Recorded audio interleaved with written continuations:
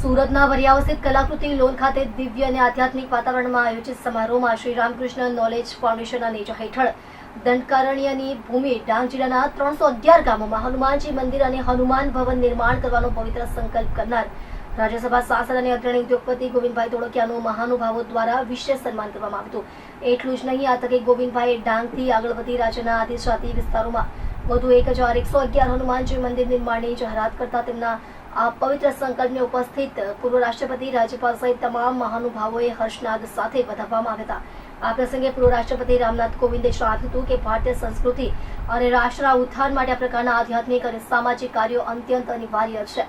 ડાંગ જેવા આદિવાસી વિસ્તારમાં 311 મંદિરોનું નિર્માણ એ માત્ર ધાર્મિક કાર્ય જ નથી, પરંતુ સામાજિક એકતાનું પ્રતીક છે। આ અંગે રાજ્યપાલ આચાર્ય દેવવ્રતજીએ ગોવિંદભાઈ ધોળકિયાના સેવાકીય અભિગમને બિરદાવતા કહ્યું હતું કે ધર્મો રક્ષતી રક્ષિતા ના સૂત્રને ચરિતાર્થ કરતા આ કાર્યથી આવનારી પેઢીને સંસ્કાર અને માર્ગદર્શન મળશે। ગોવિંદભાઈ અને તેમની સહયોગી દાતા ટીમ દ્વારા સંસ્કૃતિના સંવર્ધન માટે કરવામાં આવતું કાર્ય અભિનંદનીય છે, એમ જણાવી રાજ્યપાલશ્રીએ ઉમેર્યું।